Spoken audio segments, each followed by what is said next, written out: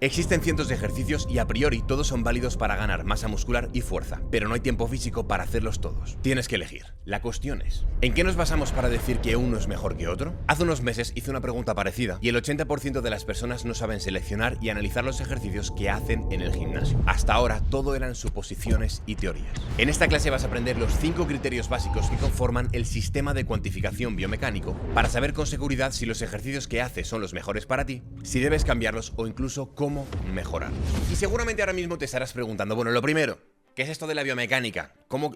Suena un poco complicado. Bueno, no te preocupes porque la biomecánica que vas a aprender en este vídeo es una biomecánica muy, pero que muy práctica. Vamos a ir directa al grano y no vamos a andar aquí con 24.000 ángulos, fórmulas, cinemáticas, técnicas, cínicas, sino que lo vamos a hacer fácil, entretenido y comestible para toda la familia. Otra pregunta que seguramente puede que te hagas es ¿por qué yo debería aplicar esto? Sobre todo si en líneas generales el tipo de entrenamiento que se viene haciendo desde hace mucho tiempo no tiene tan en cuenta estos ligeros detalles y minucias técnicas y la verdad es que se ponían igual de fuerte o más que todos nosotros juntos. Porque te sonará el nombre de Arnold Schwarzenegger, que no se podía apellidar García, no tenía que ser Schwarzenegger, más complicado decirlo que escribirlo y que escribirlo que decirlo, o el de Ronnie Coleman, que también era un tío que levantaba una cantidad de peso espectacular, unas piernas descomunales. La cuestión de todo esto es, efectivamente, en el entrenamiento de fuerza, y principalmente si hablamos del entrenamiento de hipertrofia, hay muchas vías por las cuales podemos llegar a un mismo objetivo, que en este caso es el aumento de la masa muscular. La cuestión es que si tienes un camino que va mucho más directo, que vas a tardar menos tiempo, y sobre todo que el tiempo del camino va a ser mucho más chill y fructífero, ¿para qué cojones vas a coger el otro camino, que es el camino largo, el complicado, y en el que realmente no te asegura si realmente vas a conseguir ese objetivo, o por lo menos de la mejor forma y más eficiente posible? Pues estoy seguro que esta pregunta es exactamente la que se hicieron los preparadores de la nueva generación de atletas de culturismo, que al final, si hablamos de culturismo, es la máxima expresión del aumento de la masa muscular. Y como vemos, tenemos vídeos de atletas de primer nivel, como puede ser Zeboom o Urs, que son competidores de la máxima talla mundial, básicamente Mr. Olympia, o sea, clasificados para el Mr. Olympia y 6 o 7 veces campeones. Yo que sé, este niño, o sea, no le caben los Mr. Olympias en las manos. La cuestión es por qué ellos aplican técnicas biomecánicas si se supone que no tienen tanto sentido. ¿O es que realmente tienen mucho sentido y es por eso mismo por lo que ellos, que tienen este principal objetivo, son los primeros en utilizarlas en sus entrenamientos? Bueno, pues durante esta clase vamos a ver cuál es la razón y sobre todo cuáles son estas técnicas más efectivas que están utilizando los atletas de primer nivel y cómo tú, independientemente de tu nivel, pues vas a poder aplicarlo. Pero antes de empezar a darle chicha me voy a presentar. Mi nombre es Álvaro, me ha encantado, espero que todo vaya espectacular y sobre todo espero que cuando termine la clase te dejes un like y una suscripción porque vas a flipar en colores con lo que te voy a explicar. ¿Y por qué te lo puedo explicar? ¿Por qué soy yo la persona que te lo puedo explicar? Bueno, pues hay muchas personas, pero yo te lo puedo explicar principalmente porque llevo muchos años estudiando biomecánica y sobre todo enseñando a otros entrenadores a aplicarlo con sus propios clientes, que es mucho más complicado. Hemos formado ya a más de 4.000 personas en el certificado experto en biomecánica y ya no solo eso, sino que en su día, hace ya unos cuantos años, escribí un libro que se llama Biomecánica aplicada al entrenamiento de fuerza y es el libro con más copias vendidas de este tema en habla hispana. Así que esta es la razón por la cual te puedo hablar de los 5 criterios para poder seleccionar los mejores ejercicios, cómo ajustar mejor cada criterio y sobre todo detalles sobre cómo programar el entrenamiento en base a este tipo de ejercicios. El primer criterio para mí es el más importante si hablamos del entrenamiento de fuerza y del objetivo de aumentar la masa muscular, es el de la estabilidad. A ver, si la hipertrofia es la consecuencia del entrenamiento de la fuerza, ¿por qué cojones sigo viendo a gente en el gimnasio haciendo sentadillas encima de un bosu cuando su objetivo es tener el culo como el de Nicki Minaj? No tiene ningún tipo de sentido. Y a la vez, cuando hablamos de estabilidad, ya no solo tenemos que hablar de la estabilidad externa, es decir, de subirme en un bosu o no subirme en un bosu, sino que lo que llevas en tus pies, lo que vienen a ser tus zapatos, también te pueden aportar o quitar estabilidad.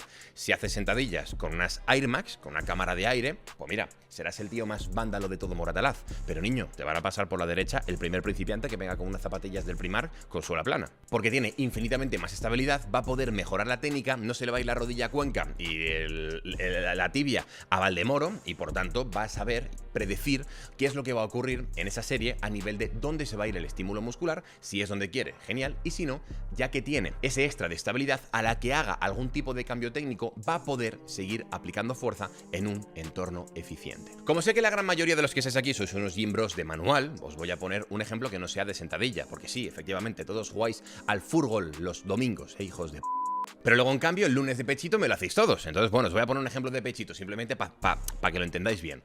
A ver, si vais a hacer un cruce de poleas, lo que no tiene ningún tipo de sentido es que a partir de haber hablado de esto hace 50 segundos que no me hagáis ni caso, y lo peor aún es que vayáis al gimnasio y sigáis haciendo la posición del Titanic. O sea, es decir, prácticamente veo a personas que parecen más un Cristo Redentor que alguien intentando estimular su pectoral en un cruce de poleas. Es muy sencillo. Si nosotros tenemos un cable de la polea que nos lleva completamente hacia atrás, va a haber fuerzas en la espalda que va a querer generar este tipo de movimiento. Por tanto, músculos que generen el movimiento contrario, como van a ser los músculos del abdomen, van a tener que estar trabajando mucho. La gran mayoría de personas no son capaces de estimular correctamente el pectoral en el cruce de poleas realizándolo de pie, porque llega un momento en el que se ven limitados a la hora de ponerle placas a la polea. Porque claro, tienen que inclinarse mucho hacia adelante, porque no pueden abrir mucho los brazos, porque están muy incómodos. Entonces es mucho más sencillo. Coges un banco, lo inclinas a 90 grados, te sientas en el banco y automáticamente el respaldo del banco te está quitando todas las demandas que tiene que hacer tu torso para poder estabilizarse. Es importante que entiendas que en todos los ejercicios se tiene que mover lo que se tiene que mover y todo lo demás tendría que estar lo más estable posible para asegurar esa producción de fuerza y por tanto dirigir el estímulo a la zona del músculo o al músculo que te interese. ¿Necesitas más ejemplos? Pues no te preocupes, niño, toma 2 tazas. Si vas a hacer algún tipo de ejercicio de remo, como puede ser un remo gironda, hay muchas personas que, no acaban sintiendo mucho el dorsal y se les va mucho más el estímulo a la zona de la espalda baja, a lo que vendría a ser la lumbar, tradicionalmente hablando. Claro, tiene todo el sentido del mundo. Es decir, lo raro es que no sientas la lumbar, sobre todo a partir de cierto peso, porque la fuerza del cable lo que te está haciendo es generar una flexión de cadera, es decir, quiere que me coma el micro. Por tanto, el complejo de músculos que tiene que evitar que yo me coma este micro son los músculos que me separan del micro, y para yo poder separarme tengo que irme hacia atrás, es decir, hacer o bien una extensión del tórax o bien una extensión de cadera, y por tanto los músculos extensores de la espalda a todos los niveles y alturas van a tener que estar involucrados. Lo que pasa es que si encima sumamos que la mayoría de las personas que van al gimnasio son personas que entrenan pero en líneas generales sedentarias y que no tienen patrones de compensación correctamente ajustados, pues acaban sintiendo la espalda porque no utilizan esto de la estabilidad. ¿Cómo podríamos hacerlo? Pues muy sencillo, poniendo otro punto de restricción, que este es un concepto nuevo que entra ahora pero que te lo voy a explicar de una forma súper sencilla. Un punto de restricción es básicamente un elemento externo que lo que impide es que se mueva algo que no se tiene que mover, y por lo tanto, como es una superficie externa que nos va a aportar estabilidad, nos va a dar otro beneficio, y es que va a poder absorber esas fuerzas que nosotros antes teníamos que estar tirando de músculos para poder gestionarlas. Entonces, si nos vamos al ejemplo de estimular el dorsal de forma eficiente, añadiendo puntos de restricción que nos añadan estabilidad, es muy sencillo. Lo que vamos a hacer va a ser, o bien colocar el mismo banco que antes habíamos reclinado a 90 grados, pero que lo poníamos en la espalda para evitar que nos vayamos hacia atrás, ahora lo vamos a colocar delante y vamos a apoyar el brazo para que no tengamos a la espalda involucrada. Si nos vamos, por ejemplo, a un tipo de ejercicio que sea un remoté, pero en máquina, fíjate que tiene un apoyo en el pecho. ¿Para qué? Para evitar que haya movimiento por parte del tórax y sobre todo, principalmente, para evitar que la espalda baja esté involucrada. Ese punto de restricción nos ayuda a tener mucha estabilidad y a que se mueva solo lo que se tiene que mover, que en este caso es el hombro. Y luego también tenemos otro tipo de ejemplos, como puede ser el del tríceps. Cuando hacemos un tríceps katana, lo que buscamos, como ya te expliqué en este vídeo de aquí, de tríceps, que puedes ir a verlo en el caso de que quieras reventar y tener una rutina espectacular, que de hecho en el vídeo te dejo una rutina en PDF bastante guapa, es básicamente que si añadimos como punto de restricción la propia multipower, el propio rack, la propia polea, es decir, la estructura, vamos a conseguir evitar que sea el húmero el que se esté moviendo y por lo tanto que sea solo el codo el que se mueva, que es el que nos interesa, ya que el tríceps, su principal función es la de extender el codo. Si yo, mientras que extiendo el codo, estoy moviendo el húmero, reduzco su implicación y su capacidad de aplicar fuerza y por tanto, probablemente, de hipertrofia. Hemos hablado de estabilidad, en este caso externa, también te he dado algún pequeño tip de estabilidad, lo que podríamos llamar interna, pero vamos a hacer un poquito más de énfasis en este área, la estabilidad interna. Verás, hay muchas personas que van al gimnasio y que intentan replicar el movimiento que hace su compañero. Esto es un error como un piano de grande, básicamente porque si tú vas con tu compañero, te habrás dado cuenta de que de repente te pones a hacer press de banca y tu compañero siente más el pectoral, pero de repente tú sientes un poquito más el deltoides o el tríceps. Y la pregunta del millón es, ¿por qué si hacemos el mismo ejercicio, con lo que vendría a ser el mismo patrón motor, estamos sintiendo cosas o zonas diferentes? Muy sencillo, porque aunque sea el mismo ejercicio y el mismo patrón, Tú eres diferente a tu compañero. Tu compañero tiene una forma de la caja torácica diferente, tu compañero tiene una movilidad del hombro diferente, tiene unas palancas, una relación entre el húmero y el antebrazo diferente que le permiten o no bajar más o menos, etcétera, etcétera. Es por eso, por lo que si no tenemos en cuenta las palancas individuales de cada uno, tenemos un problema. Y es que simplemente somos unos coleccionistas de ejercicios. No somos entrenadores y desde luego no nos podemos llamar atletas, porque solo estamos replicando lo que otro hace. Y eso es un problema muy pero que muy grande. Luego vienen las lesiones, luego viene él, mientras que mi compañero está progresando mucho, yo me quedo en absolutamente nada, o en el caso de que seas entrenador, luego viene que estás lesionando al cliente que confió su salud en tus manos. Y eso, ojito, cuidado, ¿eh? Es por ello por lo que el concepto de la estabilidad interna es sumamente importante. Mi recomendación es que hagas testes articulares para que tus clientes o para que tú mismo seas consciente de cuáles son o bien tus rangos de movimientos o bien los rangos de movimiento de tus clientes y principalmente si las articulaciones involucradas están estables. Si quieres que haga un vídeo o que profundice un poquito sobre esto, déjamelo en los comentarios. Es un tema muy complicado porque al final son muchas articulaciones, pero bueno, puedo ir pensando en cómo ir enseñándoos ese tipo de habilidades, ese tipo de test y sobre todo cómo interpretarlos. ¿Bien?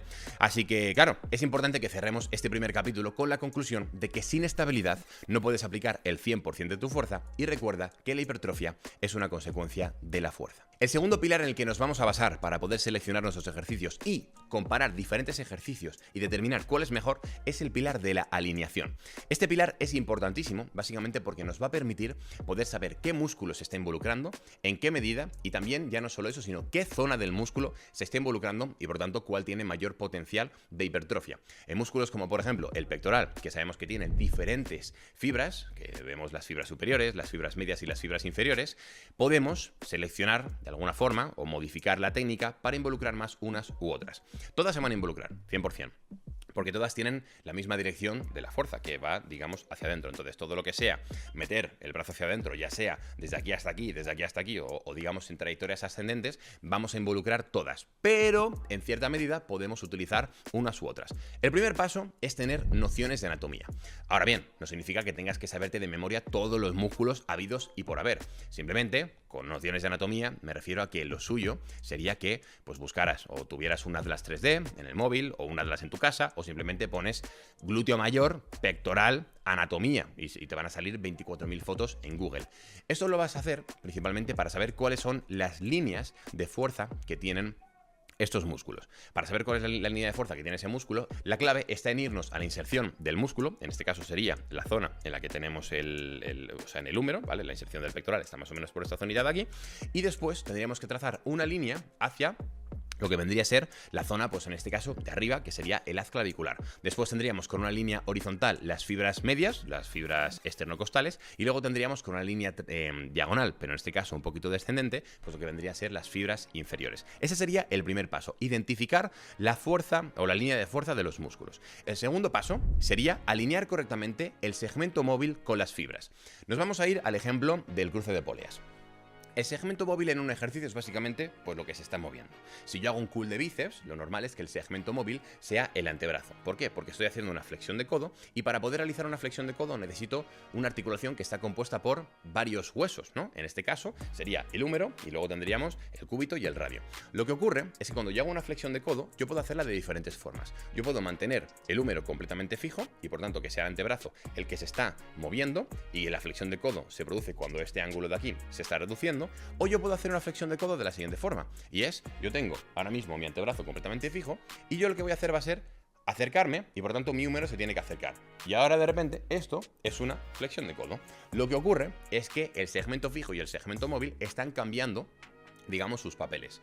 En el caso del cruce de póleas lo tenemos bastante claro. El segmento fijo debería ser la caja torácica, tendríamos que estar muy pero que muy sólidos y robustos y estables en el banco, y el segmento móvil es el húmero. Por tanto, aquí lo importante es que vamos a tener que alinear correctamente el húmero con las fibras. Si nuestro objetivo fuera estimular correctamente la zona inferior del pectoral y sabemos que tiene una trayectoria descendente, lo que tendríamos que hacer sería abrir y, digamos, subir mucho el húmero para poder descender y hacer una trayectoria descendente. El tercer paso es alinear la fuerza con el segmento.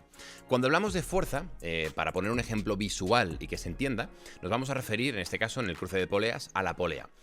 La línea de la polea, es decir, el cable de la polea, representa directamente cuál es la dirección de la fuerza. La pregunta que te tienes que hacer es la siguiente. Si yo sé que tengo unas fibras medias del pectoral que van en esta dirección, que después tengo que alinear correctamente mi húmero, es decir, colocarlo aquí para que esté completamente alineado, y después lo que tengo que hacer es colocar correctamente la fuerza para que esté alineado con esto, ¿dónde tiene que ir la polea? ¿A la misma altura? ¿Arriba o abajo? Seguramente tenga que ir a la misma altura, porque el problema es que si la polea viene arriba, lo que voy a estar haciendo es luchar contra una fuerza que me quiere subir el brazo. Es decir, ya no solo llevarme el brazo para atrás, sino llevar el brazo y subírmelo.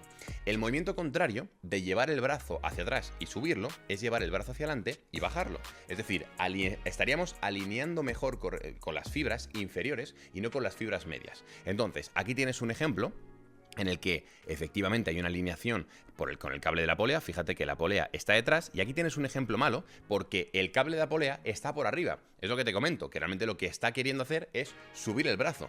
Y si una polea me quiere subir el brazo, tiene que haber músculos que se encarguen de bajarlo, que puede ser el pectoral, pero ojo, es que también puede ser el dorsal el que se está involucrando. Y ya por último, el cuarto paso para asegurarnos una buena técnica dentro de este concepto de la alineación es ejecutar correctamente la trayectoria. De nada sirve que yo tenga todo bien alineado, mis fibras medias, mi húmero, mi polea, y después, desde aquí, me pongo a hacer el ejercicio hacia arriba. ¿Por qué? Porque ya cambió toda la implicación por completo. El movimiento que tengo que realizar es un movimiento, en este caso, de cerrar los brazos, digamos, de abrazar, y por lo tanto, si me voy a otro movimiento, estaré involucrando o bien otros grupos musculares o dentro del mismo grupo muscular otras fibras que igual no me interesan. Fíjate porque hay un detalle interesante cuando hablamos de la alineación, y es que si te das cuenta el primer concepto que te he dicho es la parte anatómica. Pero claro, cuando hablamos de la parte anatómica, como te decía antes, tenemos que tener en cuenta que no todos somos iguales. Al igual que yo tengo un número de DNI determinado y tú otro número de DNI, tú vives en un lado y yo vivo en otro, yo tengo mi forma de la caja torácica y tú otra. Dependiendo de si tienes una forma de la caja torácica más grande, la alineación del pectoral va a ser diferente. El rango de movimiento que puedas realizar en el ejercicio, en este caso por ejemplo en un press de banca, va a ser diferente. Claro, si tienes una caja torácica más pequeñita, el rango de movimiento que hay desde la barra hasta el pecho es infinitamente mayor que si de repente tienes una caja torácica como un barrilete y de repente a la mínima que bajas, pues bueno, esa es la diferencia entre la gente que es un barrilete o los que tienen la caja torácica un poquito introvertida. Ha llegado el momento que todos estabais esperando, ha llegado el momento de la competición de ¿quién quiere ser biomecánico? A la pregunta de ¿cuál de las dos posiciones está mejor alineada con las fibras del glúteo mayor? Opción A u opción B. La respuesta es efectivamente opción B. Las fibras del glúteo mayor no son completamente verticales ni horizontales, sino que son ligeramente diagonales, aproximadamente, según estudios, unos 30 grados. Es por eso mismo por lo que también, según estudios, si abrimos un poquito el fémur en torno a esos mismos 30 grados, conseguimos una mejor alineación, una mayor capacidad para poder producir fuerza y también para estimular el glúteo. Pero no tan rápido, forastero. Todavía queda una siguiente pregunta para ver si has entendido esto. El húmero está más alineado con las fibras del dorsal. Opción A, fibras lumbares. Opción B, fibras torácicas.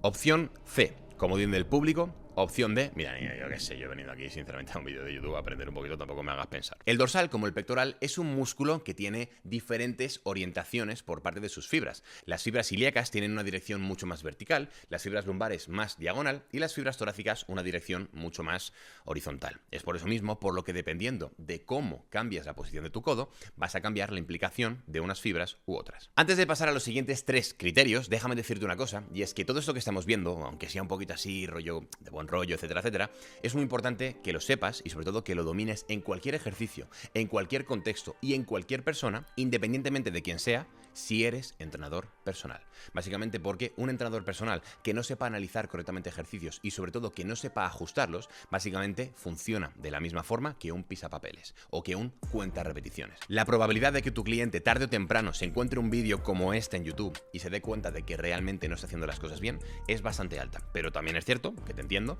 y es que no es tu culpa. Es decir, este tipo de cosas es curioso que no se expliquen en la universidad, pero que sí que se expliquen en YouTube. ¿Hasta qué punto estamos llegando? Es por eso mismo por lo que ya tenemos las plazas abiertas del máster de entrenamiento personal, que es la formación a la que llevamos ya más de 6 ediciones y que se han inscrito más de 1000 personas. Aquí no solo vas a aprender de biomecánica, de programación del entrenamiento, de hipertrofia, de pérdida de grasa, todo eso por descontado. Eso es lo que todos los entrenadores saben hacer, aunque algunos un poquito mejor y otros un poquito peor. Aquí lo que vas a hacer va a ser prepararte para el mundo real. Es decir, ¿qué va a ocurrir cuando te venga una persona que efectivamente quiera mejorar su composición corporal, pero te diga que es diabética y que encima le duele el hombro? Porque si no sabes lo que tienes que hacer con un diabético que le duele el hombro, tienes un problema como un piano. Y ese es el día a día de lo que hay fuera. El máster tiene dos modalidades, una que es 100% online, que la puedes cursar desde cualquier sitio, simplemente necesitas un dispositivo y conexión a internet, y la otra es semipresencial, en la que hacemos un fin de semana intensivo en Madrid. El grupo semipresencial, obviamente, es el que menos plazas disponibles hay por cuestiones de espacio, así que bueno, en el momento en el que estoy grabando este vídeo todavía quedan plazas. El primer grupo ya está completamente lleno y el segundo está al 80%, así que en el caso de que quieras recibir información, ya no solo del presencial, sino también del online, te he dejado un link en la descripción para que le des caña. Y si por lo que sea te está molando este vídeo en el que estamos hablando de biomecánica y te preguntas qué cojones voy a hacer hasta septiembre que empieza la formación, es muy sencillo. Te hemos habilitado el nivel 1 del certificado experto en biomecánica para que ya tengas contenido que realizar y que empieces a aprender incluso antes de empezar el máster. Así que, como te digo, toda la información en el link de la descripción o en el comentario fijado. Y ahora sí que sí, seguimos. El tercer criterio es uno de los más lógicos y que yo personalmente, cuando lo entendí, sobre todo cuando lo descubrí, dije, ay mamita, cómo no lo he sabido antes. Este criterio se llama el factor limitante. Tiene que ver con que eres tan fuerte como lo es tu eslabón más débil. Y te voy a poner un ejemplo muy sencillo. Si haces dominadas, si haces un peso muerto romano, si haces un remo, y por lo que sea, te falla el agarre, la pregunta del millón es, ¿qué grupo muscular se ha estimulado realmente? ¿El dorsal, en el caso de las dominadas, o en el remo? ¿Los isquiosurales, en el caso del peso muerto rumano, o el glúteo? Negativo. Lo que se ha estimulado, esa serie, es para antebrazo, porque el factor limitante, lo primero que se ha fatigado y por tanto por lo que no puede seguir haciendo repeticiones, es el antebrazo, es el que se ha estimulado y fatigado al 100%. El glúteo, el dorsal, los grupos musculares involucrados que se supone que realmente tenías como objetivo estimularlos al máximo, todavía están a medio camino. Todavía podían seguir haciendo repeticiones, pero como has fallado el agarre, esa serie va directamente al antebrazo. La pregunta del millón es, ¿no crees que hay ejercicios más eficientes para estimular tus antebrazos que unas dominadas? ¿No? Que hay muchos grupos musculares, para eso hay ejercicios específicos de antebrazo. Entonces, es por ello por lo que hay dos opciones. O bien, trabajas, en este caso, el factor limitante, que es directamente la fuerza de agarre, o utilizas elementos externos como pueden ser los straps, en el caso de que no te interese per se mejorar esa fuerza de agarre, porque te suponga, o bien, mucho tiempo extra, etcétera, etcétera. Y te pongo un ejemplo. Hay un momento en la carrera de una persona, de un atleta, ya sea pro, amateur, lo que sea, en el que no le interesa tener que estar involucrando su tiempo y su esfuerzo en mejorar ciertas cosas. Por ejemplo, si tú sabes que vas a hacer peso muerto rumano y tienes la capacidad de poder hacer peso muerto humano sin ningún tipo de straps hasta 120 kilos, coño, tienes una fuerza de agarre bastante buena. La cuestión es, ¿realmente tengo que conseguir una fuerza de agarre de 200 kilos si quiero hacer peso muerto humano con 200 kilos cuando mi objetivo realmente es el isquiosural? No, no tiene ningún sentido que involucres o que inviertas ese tiempo y ese esfuerzo. Para eso utilizas unos straps y te facilitan el ejercicio, reduciendo mucho la fatiga, en este caso de tus antebrazos. Así que esa parte es importante tenerla en cuenta. Esto que acabo de comentar, que es bastante lógico, es algo que se puede transferir y que no parece ser tan obvio en otros ejercicios o grupos musculares. Te pongo un ejemplo. Ya que estamos hablando del pechito, si nos vamos a un press de banca, hay personas que no son capaces o digamos que fallan la repetición y su serie, no porque sientan mucho el pectoral, sino porque es el tríceps el que está muy involucrado y tienen el tríceps ardiendo. El problema viene en pensar o en categorizar al press de banca como un ejercicio para pectoral en personas que tienen unas malas palancas o mala técnica y acaban fallando por el tríceps. En ese caso, la serie va directamente al tríceps y no al pectoral. Tendríamos que compensar después o con otro tipo de ejercicios o con más volumen de entrenamiento para que el pectoral se lleve esa carga. Si nos vamos a otro grupo muscular, en este caso por el tren inferior, que ya hemos tocado bastante el tren superior, como podría ser el glúteo, si nos vamos a un hip thrust, hay personas que fallan el hip thrust porque o bien sienten la espalda o bien, por ejemplo, sienten mucho el isquiosural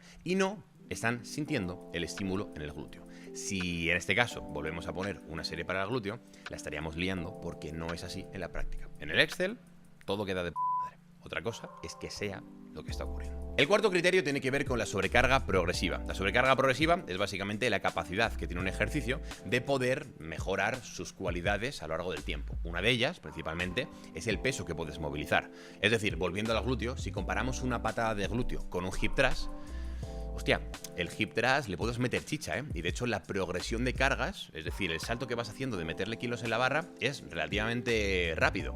Pero claro, una patada de glúteo tiene el principal problema de que tú no puedes meterle muchas placas. Es decir, de repente llega un momento en el que lo primero que se acaba sacrificando es la estabilidad, porque incluso acabas sintiendo más el glúteo de la pierna contraria, porque está estabilizando todas esas fuerzas de rotación, etcétera, etcétera, que el glúteo de la pierna que tiene que trabajar. Entonces, fíjate como en este caso, un aumento del peso está reduciendo la estabilidad y por tanto la capacidad de sobrecarga progresiva. Como ves, todos estos criterios están completamente relacionados. En este caso, si comparamos la patada de glúteo y el hip thrust, obviamente, si tuviéramos que destinar 2 series a un ejercicio para estimular el glúteo en una sesión determinada y queremos sacar el máximo potencial, ¿cuál sería?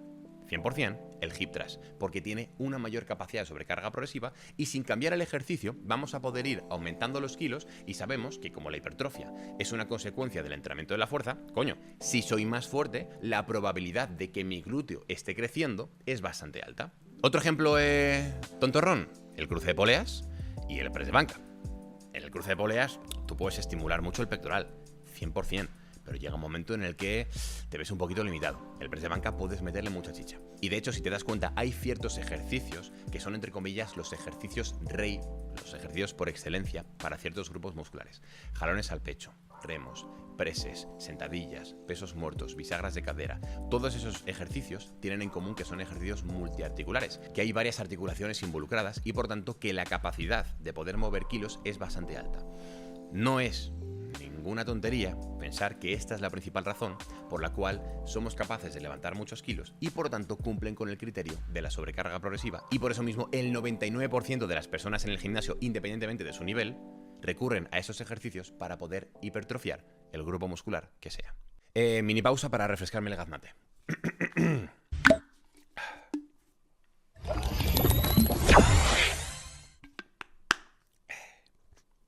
Código Álvaro, 10% de descuento en mí. El quinto criterio, desde luego que no es el menos importante, pero sí el que más chicha tiene. Estamos hablando de los perfiles de resistencia. Tenemos que hacer una pequeña definición. Según la Real Academia Biomecánica, el perfil de resistencia es la forma en la que una carga genera demandas durante el rango de movimiento. Obviamente estamos hablando de la concéntrica, es decir, cuánto te cuesta levantar ese peso al inicio, a la mitad y al final del rango de movimiento. Si hablamos, por ejemplo, de un curl de bíceps, hablamos de que tenemos un perfil de resistencia en forma de campana o en forma de U invertida. Al principio nos cuesta poquito, a la mitad nos cuesta más porque la pesa está más alejada del eje articular, de lo que vendría a ser el codo, y después, como esa pesa se vuelve a acercar, nos cuesta un poquito menos. En este caso hablamos del perfil de resistencia, como te digo, en forma de U invertida. Ahora bien, si nos vamos a las elevaciones laterales con mancuerna, la gran mayoría de personas, ¿dónde fallan? Fallan arriba, porque no son capaces de llegar hasta el final. ¿Por qué? Porque es el punto de máximas demandas. Pero en cambio, al principio no cuesta absolutamente nada. Es por eso mismo, por lo que si tuviéramos que determinar cuál es el tipo de perfil de resistencia, estamos hablando de que es un perfil ascendente. Al principio me cuesta muy poquito, al final me cuesta mucho más. Pero claro, un mismo ejercicio, si le cambiamos lo que estamos levantando, en este caso el tipo de carga, o más bien el utensilio, de unas mancuernas nos vamos a una polea, como la polea cambia la dirección de la fuerza, podríamos cambiar también el perfil de resistencia. Es decir, en unas poleas estaríamos hablando de que en esta posición al principio nos costaría poco, a mitad nos costaría más y al final nos costaría poco. El movimiento articular, fíjate que es el mismo. Elevaciones laterales, pero lo que me cuesta es diferente. Si nos vamos, por ejemplo, a una sentadilla búlgara, al principio del rango de movimiento es donde más nos cuesta y conforme vamos subiendo nos va costando menos. Es por eso por lo que el tipo de perfil de resistencia es un perfil descendente. La pregunta del millón es ¿cómo analizo el perfil de resistencia de este ejercicio? Bueno, lo primero de todo, y lo que vamos a hacer ahora, va a ser explicar cómo hacer un análisis biomecánico básico. Lo primero es identificar la fuerza. Para ello, en este ejemplo, en las elevaciones laterales con mancuerna, la fuerza tiene que ver con la mancuerna, porque es efectivamente la carga externa que estamos utilizando y que seleccionamos para poder darle un poquito más de caña y hacer el contexto un poquito más complicado. Básicamente levantar esa carga, esos kilos que hacen que pues no tengamos que hacer 100 repeticiones así de volar como un mochuelo para empezar a sentir el deltoides. Le meto 10 kilos para no tener que hacer 100 repeticiones y tener que hacer 10, ¿vale? Ahora bien, esta mancuerna es lo que llamamos una carga gravitacional, es decir, una carga que si yo la suelto, pues ¿qué es lo que hace? Se va para abajo, por lo tanto su línea de fuerza es completamente vertical hacia abajo. El segundo punto y que tenemos que realizar es identificar la articulación sobre la que queremos sacar información. Claro, unas elevaciones laterales con mancuerna, se supone que el principal objetivo es el deltoides. El deltoides está en el hombro. Por lo tanto, como es el deltoides el que moviliza el hombro, la articulación sobre la que nos interesa sacar la información de esta mancuerna, cuántas demandas está generando en esta articulación, es el hombro, porque es el deltoides el que va a movilizarlo. ¿Bien? Una vez que tenemos ya seleccionado cuál es esa articulación, en un cuádriceps, por ejemplo, sería el codo, ¿vale? Porque es el que se está movilizando. ¿Podríamos analizar otras articulaciones? 100%, pero eso no lo vamos a ver en esta clase. Lo veremos en otras si quieres, pero en esta no. O, por ejemplo, en el máster de entrenamiento personal. Fíjate tú por dónde. Tienes el link aquí abajo. El tercer paso es básicamente trazar una línea perpendicular a la fuerza que sale desde el eje. Aquí, ojo, es importante pararnos y desgranar un poquito esta definición. Hablo de definición porque esto que te acabo de comentar es básicamente el brazo de momento. Seguramente si sigues a divulgadores de biomecánica, si me has escuchado hablar, si has venido a alguna de las formaciones, ya sea de pago, de gratuitas, presenciales, online, lo que sea, me habrás escuchado hablar sobre el brazo de momento. El brazo de momento es esta línea que nosotros trazamos siguiendo estos criterios y que nos permiten poder saber con exactitud cuáles son las demandas, es decir, cuánta carga está recibiendo esa articulación. Y hay una relación directa entre la carga que recibe esa articulación con cuánto se tiene que activar y cuánto se va a tener que estimular ese músculo para poder levantar esos 10 kilos de la mancuerna o de lo que sea. En este caso, línea perpendicular. ¿Qué es una línea perpendicular? Es una línea que cruza en 90 grados otra. Y sobre todo es una línea perpendicular a la fuerza que sale desde el eje, ¿vale? Entonces aquí tenemos dos ejemplos, o mejor dicho, dos posiciones del mismo ejercicio. Una de ellas, esta que tenemos justo en medio de la diapositiva, en la cual vemos que tenemos las mancuernas súper cerquita a nosotros. Y claro, como la fuerza de la mancuerna es completamente hacia abajo, si trazamos una línea hacia arriba, es decir, si proyectamos esa línea, nos damos cuenta de que básicamente pasa por el eje, es decir, por ese hombro. Entonces, es por eso por lo que no hay brazo de momento, no podemos apenas trazar esa línea perpendicular. Ahora, cuando nosotros separamos la mancuerna, ahora sí que sí, esa línea vertical de la fuerza por parte de la mancuerna está muy alejada y ahora sí que podemos coger de nuestro lápiz desde el eje, es decir, desde la articulación, y trazar una línea que corte en 90 grados la fuerza. Es por eso por lo que aquí tendríamos representado cuál es el brazo de momento. La cuestión es que cuando nosotros hacemos este análisis a lo largo de este rango de recorrido, es decir, inicio, mitad y final, nos daremos cuenta de que al principio nos cuesta poquito, a la mitad nos cuesta más y al final nos cuesta más. Es por eso por lo que tenemos nuestro perfil de resistencia ascendente. Pero claro, si hacemos el mismo análisis en unas elevaciones laterales, pero en este caso con polea, lo que nos va a ocurrir es lo mismo. Tenemos que seguir los mismos pasos. Paso número 1, identificamos la fuerza. En este caso es mucho más sencillo porque la vemos, es la dirección del cable. Paso número 2, tenemos que identificar la articulación. Como estamos hablando del mismo patrón de movimiento que son elevaciones laterales, seguirá siendo el mismo hombro. Paso número 3, tenemos que trazar la línea perpendicular a la fuerza que sale desde el eje. Y fíjate cómo en estas dos posiciones lo que está ocurriendo es que el brazo de momento es bastante parecido. Claro, si al principio el brazo de momento es pequeñito y después es pequeñito, algo tiene que cambiar. Entonces, o bien se va más o bien se va menos. Lo que ocurre, como hemos visto antes hace unas cuantas diapositivas, es que a la mitad del rango de recorrido es donde más nos cuesta con este posicionamiento respecto a la polea. De hecho, un detalle importante, como te comento aquí, cuando se forma un ángulo de 90 grados entre la fuerza y el segmento que la moviliza, en este caso sería el brazo, la probabilidad de que ese sea el punto donde más nos cuesta, es decir, el pic de demandas, es muy, pero que muy alta. ¿Bien? Entonces, claro, el perfil de resistencia de las elevaciones laterales en polea, en vez de ser completamente ascendente como las de mancuernas, aquí ha cambiado un poquito el contexto y hace que sea curvo, en forma de U invertida o de campana. Y entonces, ¿qué tipo de perfil de resistencia existe y qué repercusión tiene en el músculo? Bueno, pues esto es la versión básica, es decir, a partir de aquí podemos sacar muchas más conclusiones, pero me gustaría que te quedaras con este mensaje, y es, si tenemos un tipo de perfil de fuerza ascendente, el músculo, la probabilidad de que se estimule más cuando está cortado estímulo es alta. El estímulo va a ser un poquito más bajito y la fatiga también, lo bueno es que va a ser bajita. Si nos vamos a un tipo de perfil de resistencia descendente, seguramente el músculo reciba su mayor carga en estiramiento y el estímulo va a ser un poquito mayor. ¿Por qué? Porque tenemos esa hipertrofia medida por estiramiento, que es básicamente un extra de hipertrofia que podemos conseguir en ciertos grupos musculares, que algunos responden mejor y otros peor, pero no pasa nada por hacerlo, que nos da ese pequeño extra, ¿vale? Cuando cogemos un músculo, lo estiramos y lo sometemos a carga bajo estiramiento, como por ejemplo puede ser un cruce de poleas para el pectoral, pues en ese caso tenemos un poquito más de plus. El problema es que la fatiga sube. ¿Por qué sube? Porque un músculo que se carga mucho en estiramiento se generan muchos microdesgarros, mucho daño muscular. Es por eso mismo por lo que el tiempo entre la sesión de primera del pectoral y la sesión segunda, si metemos muchos ejercicios con este tipo de perfil de resistencia, va a tener que estar más espaciadas, es decir, pues igual en vez de ser lunes y miércoles, pues hacemos muchos ejercicios en estiramiento, igual tiene que ser lunes y jueves, porque tenemos que darle más tiempo al pectoral para recuperarse. Y eso, según qué contextos, es contraintuitivo. ¿Bien? Y por último tenemos el perfil de resistencia curvo, que sería más o menos a mitad de la longitud. Es decir, el punto donde más nos cuesta sería a mitad de la longitud muscular. Esto con un pequeño asterisco, porque hay que ver qué grupo muscular estamos hablando, pero bueno, en líneas generales, en la gran mayoría de ocasiones, se suele cumplir este criterio. Hay ciertas excepciones. La cuestión es que, bajo mi punto de vista, este es el perfil de resistencia, la configuración que más nos interesa incluir en los ejercicios, porque estaríamos consiguiendo hacer un match perfecto entre la forma en la que los músculos aplican fuerza, que sería también en forma de U invertida. Cuando está muy acortado, cuando está muy estirado, tiene poquita capacidad de aplicar fuerza, pero cuando nos vamos a un punto en el que está a medio camino de la longitud, es decir, no está ni aquí ni aquí, sino que está aquí, tiene más capacidad de aplicar fuerza. Y claro, la fatiga también es, bueno, o sea, sigue teniendo fatiga, siempre hay que pagar un peaje, que es la fatiga, pero no es tan alta como el perfil de resistencia descendente. Y aparte de ello, hay un pequeño plus. Este plus es que cuando nosotros conseguimos acoplar este perfil de fuerza, que es básicamente cómo el músculo actúa y cómo produce fuerza, con el perfil de resistencia, es decir, ese match perfecto, lo que nos permite es poder acercarnos a lo que llamamos el fallo muscular real. Efectivamente, no siempre que fallas es porque se produce un fallo muscular.